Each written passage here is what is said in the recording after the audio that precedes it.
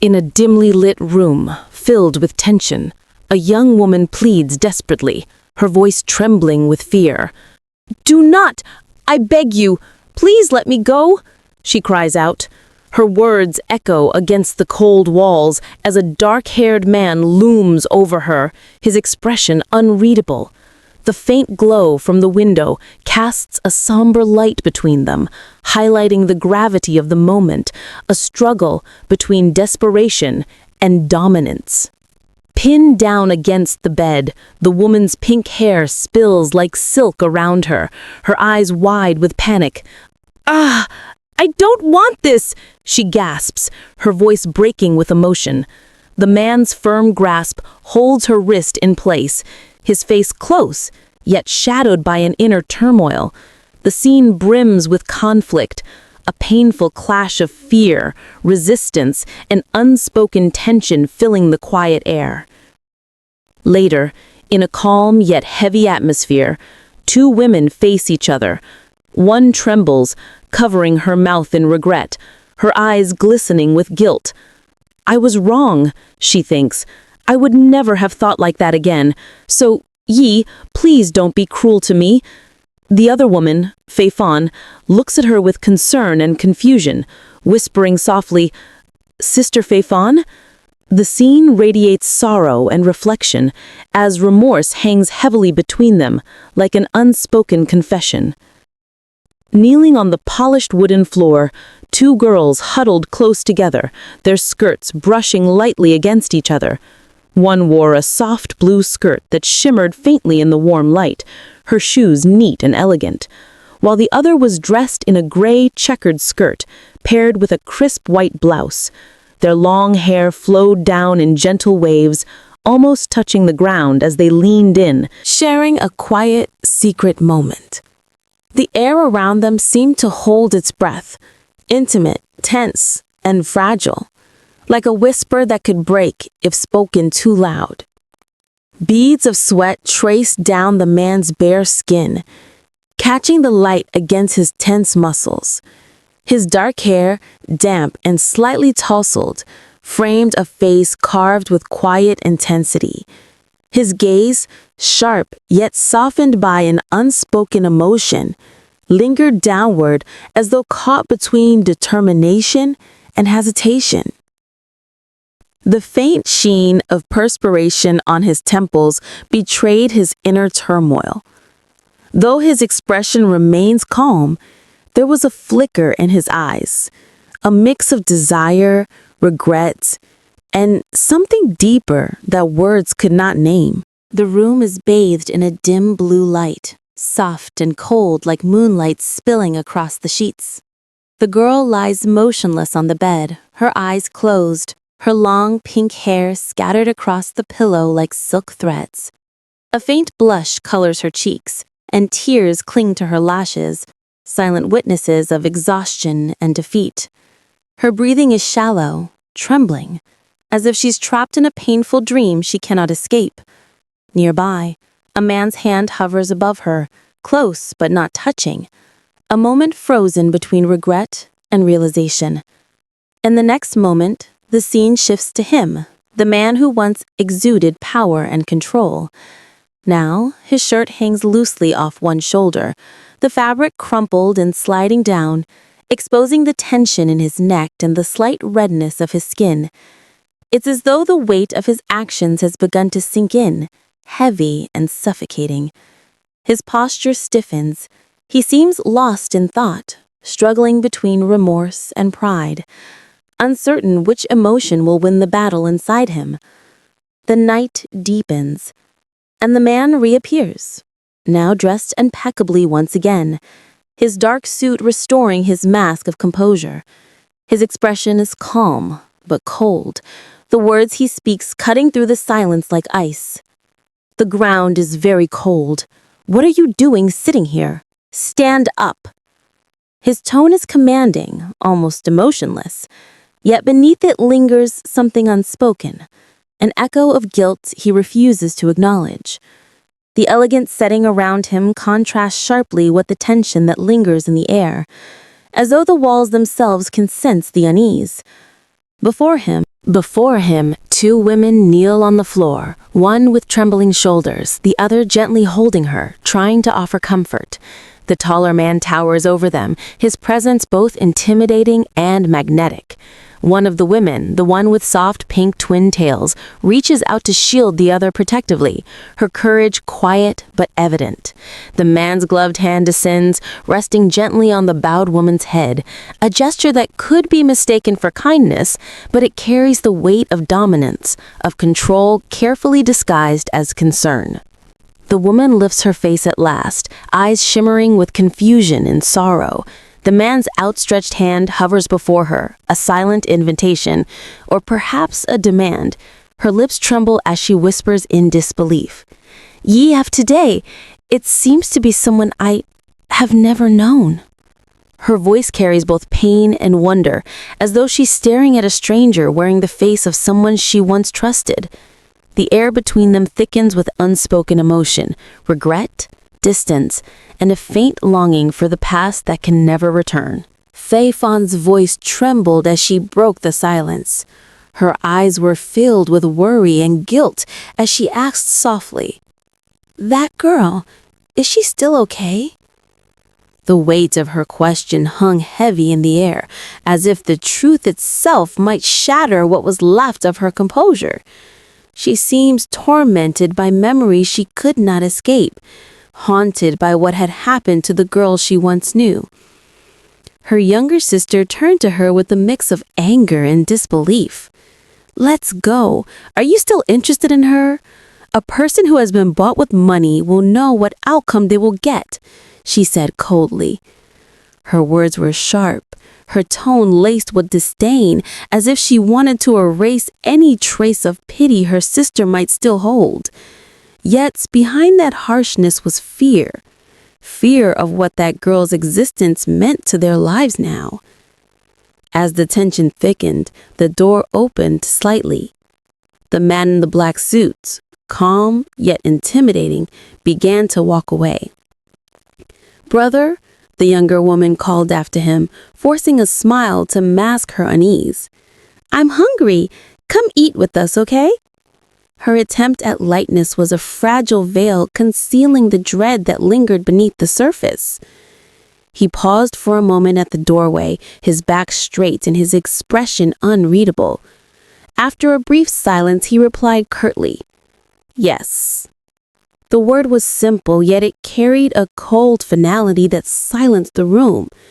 His agreement felt more like an obligation than genuine consent, as though his mind was already somewhere else, perhaps with the girl they had just spoken about. The scene faded into the dim blue of evening. The young woman with twin ponytails stood motionless, her blue eyes reflecting both confusion and dread. As she looked at the man's retreating back, her expression hardened, a storm of thoughts swirling behind her calm facade. Whatever had just happened was far from over, and the shadow that hung over them was only beginning to deepen. As she stood there, anger and disappointment surged inside her. Becoming brother's woman, if the results are tragic like this, I'd rather let Sister Fei Fan find another man rather than let her fall in love with a beast like him, she thought bitterly. Her chest tightened as those words echoed in her mind. Love that was once pure had now turned into a cruel illusion, and all she could see ahead was heartbreak. The night city shimmered under the faint glow of countless lights. Tall glass buildings reached toward the heavens, their reflections rippling across the cold surface of the skyline. The stillness of the night carried an unspoken melancholy, as if the entire city was holding its breath, mourning a love that had gone astray. Under the dim streetlights, Fei Fan walked slowly along the quiet sidewalk, her long pink hair flowing with the breeze. Her expression was clouded with sorrow as she muttered to herself, "When will the 200-day period end? I really don't want to be around that man for even a second. What should I do?" The weight of her words revealed her exhaustion, trapped in a relationship bound by obligation rather than affection. A dark car was parked beside the road, its windows tinted against the streetlights. Fei Fan, lost in thought, barely noticed it as she passed by. Her steps faltered when she sensed someone's presence inside. Her heart skipped a beat, unsure whether to keep walking or to turn back. The air around her felt heavy, a tension she could not name.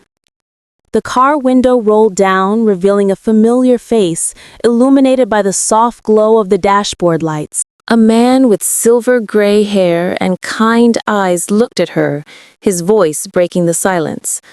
"Why are you here?" he asked gently, a faint smile curving his lips. For the first time that night, Fei Fan felt her guard falter, torn between relief and the haunting memories that refused to let her go.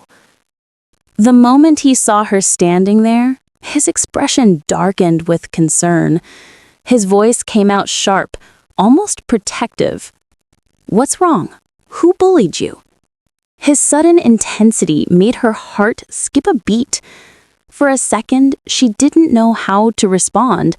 She had grown so used to hiding her pain that even kindness now felt foreign, almost dangerous. Before she could say anything, he stepped out of the car. The sound of the door opening echoed softly in the quiet night. His hand gripped the edge of the car door tightly, the motion filled with unspoken worry and frustration. It was as if he couldn't stand to sit still while she was suffering. He looked at her seriously, his brows furrowing. "Is it Bei Ming Ye?" he asked, his tone low but heavy with meaning. She hesitated, forcing a faint smile to hide the turmoil inside her heart. "No," she said softly, "I gotta return to school." Her answer was calm, but her eyes betrayed the exhaustion of someone who had been through too much. As he reached out, his hand brushed gently against her sleeve, an instinctive gesture of comfort. But her mind screamed silently, it's better not to tell him this.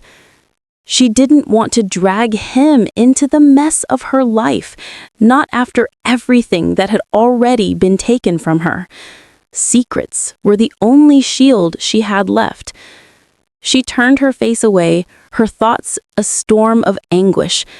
Bei Mingye crushed my respect, torturing me to death, she thought bitterly. And the man standing in front of me, he almost made me die before too. Who can guarantee that he won't be like Bei Mingye? Her heart trembled at the thought.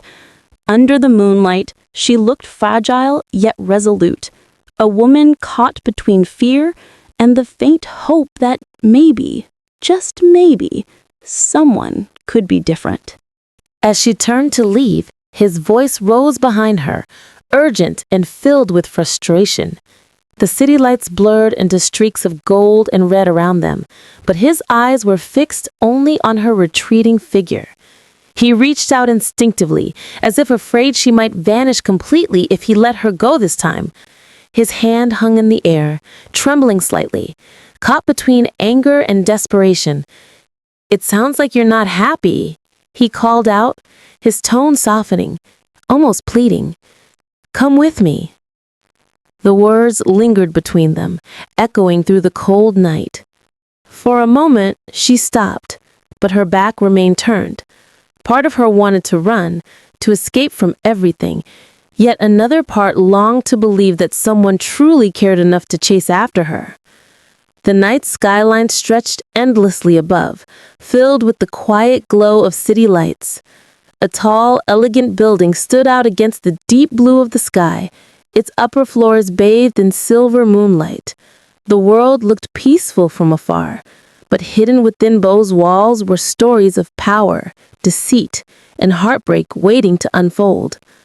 Inside the brightly lit building, life continued as usual. People dined, laughed, and chatted beneath chandeliers, oblivious to the storm brewing elsewhere. Behind the grand facade, fate was quietly weaving its threads tighter, drawing two souls closer whether they wished it or not. Sitting on the edge of the bed, she held her head with one hand, lost in a whirlpool of confusion. Just now, the driver said he was busy and asked me to take him here, she thought anxiously. Could it be they colluded with each other? But her brows furrowed as she tried to piece together what was happening. Every coincidence now felt like a trap, and yet she couldn't help but wonder if she was truly being led somewhere or to someone. The air inside the small restaurant was warm and filled with the scent of grilled food. She sat across from him, still a little tense, her eyes lowering shyly as she picked at her bowl with chopsticks. Without warning, he leaned forward and gently lifted a napkin to her lips. "You've got sauce there," he said softly, his voice laced with teasing affection. For a moment, she froze, startled by the unexpected tenderness in his gesture. He smiled faintly, eyes gentle but firm. "If you feel too hungry, you should wait for the food to cool down before eating. No rushing like that." His words were simple, but there was something in the way he said them, the quiet care that slipped through his casual tone. She blinked at him, a little dazed. No one had spoken to her like that in a long time, not with warmth disguised as scolding. A few minutes later, he took a bite of his own food and instantly regretted it. "Whew, whew," he gasped, waving his hand in front of his mouth as his eyes watered. The skewer in his hand was fiery red, the kind of spice that could burn a hole through steel. Tears threatened to spill, and he gulped down water as if his life depended on it. The expression on his face was both pained and ridiculous, and yet, somehow, endearing. She couldn't help but watch him with the mixture of disbelief and amusement. What is this guy even thinking?